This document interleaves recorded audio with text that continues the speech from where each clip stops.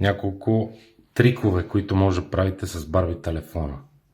Набирате звезда, диез, 2, 2, 7, 2, 4, 3, диез и можете да изберете един от 5 тапета, които са предварително инсталирани в операционната система.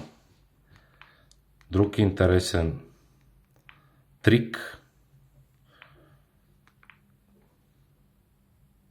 ето този тапет. Друг интересен трик е звезда диез, 536 диез.